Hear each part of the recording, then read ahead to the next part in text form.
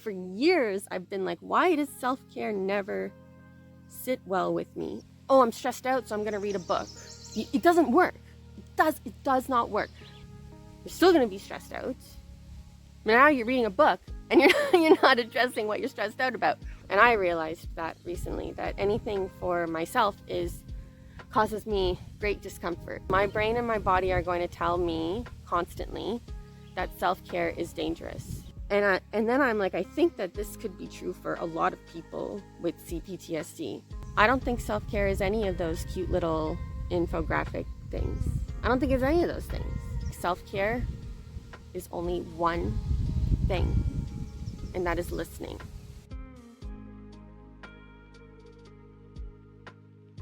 Well, first there's the obvious superficial stuff. Oh, have a bubble bath. We all know that that's bull. I mean, it's alright, like, overrated as in my opinion. I mean, and it's not real advice for people who have serious issues. Maybe it's good advice for someone who just has like mild stress. A lot of these self-care things like are based around relaxation, and I used to think that was bullshit because, well, I still think it's bullshit, but I used to think it was bullshit because sometimes when you're relaxing, you actually need to get stuff done, and so it's hard, you can't relax, it's hard to relax. A relaxing activity is not helpful for me because then while I'm doing the relaxation activity, I'm just worrying about all the things that I have to do. Then I started saying, oh, self-care might be something that you need to do. So it could be, I haven't done the dishes in 3 days, so my self-care is I'm going to do the dishes. But now I even don't think that is self-care. You know, you see the cute little infographics and it'll give a list of possible self-care activities, and then I'll do them and it's fine, right?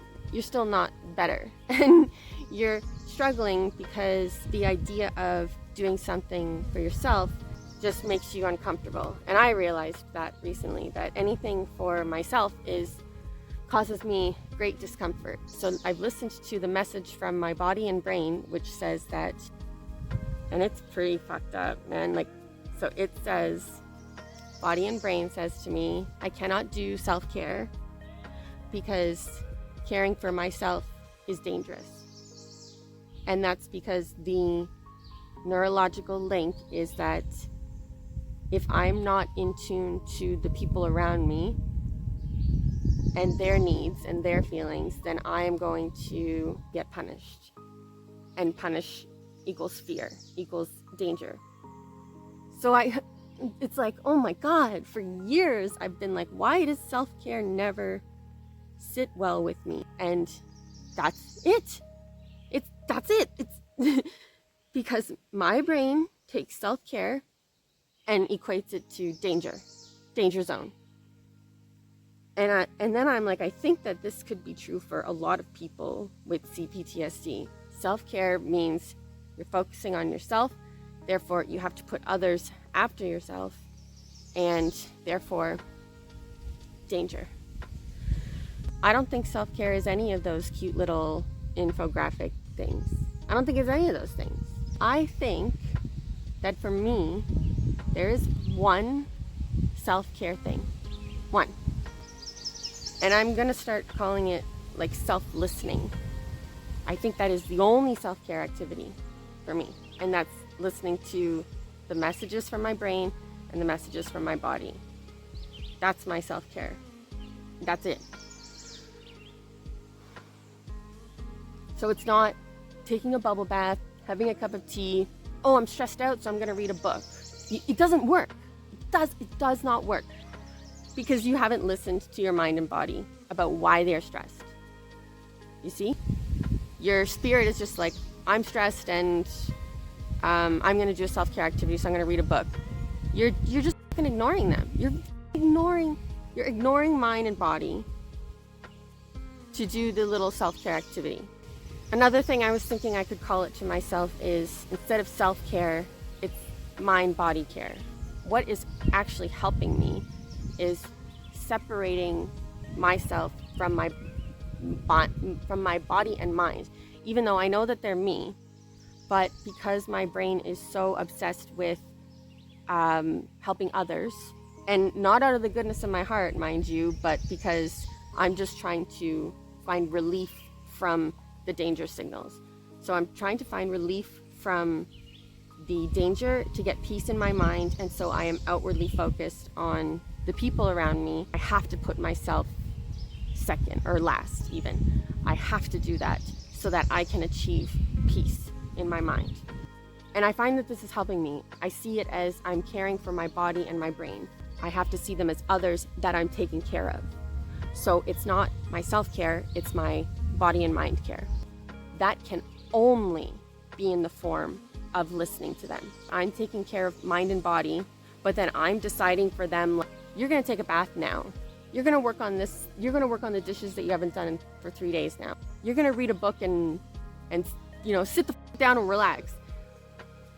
That is not going to work for them. Imagine and my husband does this to me all the time, but imagine you tell someone what you need, or you're trying to tell them what you need, and they're actually doing the opposite. And yes, my husband does this to me all the time.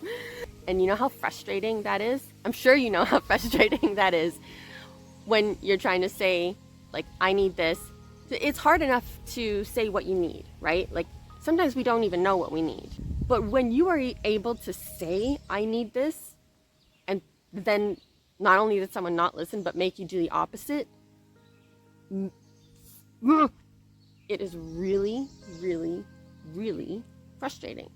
Take that and apply it to your mind, body, spirit. Mind and body need something. Maybe they don't know what it is. But spirit is telling them, you need to go have a cup of tea and read a book. Imagine you didn't know what your need is, but that wasn't it. Well, you wouldn't feel better. Imagine you know what your need is, and you're telling someone, and they make you do the opposite. Do you know how angry mind and body are gonna get at you? Maybe you can't hear them, maybe you're not listening, but they're trying to tell you, and if you're not listening, and you end up doing something that they don't need, or worse, the opposite of what they need, they'll take the wheel, they'll be in control, and they'll do what they want with you. It will damage their trust in you because you've shown them you're not trustworthy. I think self-care is only one thing, and that is listening. It is one thing.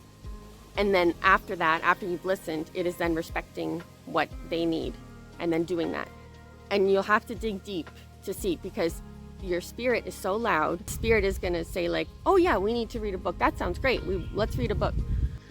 But if mind and body are telling you that the dishes not being done is stressing me out, because if the dishes aren't done, say I'm going to get punished, and that's danger. And so in order to alleviate the danger, now we're listening. To alleviate the danger, I need you to do the dishes. So then I would say to body and mind, okay, that's a wiring that we're going to need to deconstruct eventually, because dishes does not equal danger. But for now, in order to build trust with you, and because this is pretty harmless, I'm going to do the dishes, and they need to get done anyways, but I'm going to do the dishes because you're asking me to, because I want to show you that you can trust me.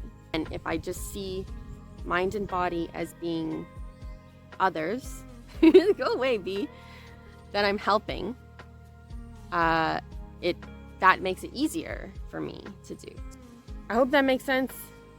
Self-care is only one thing, and that is listening.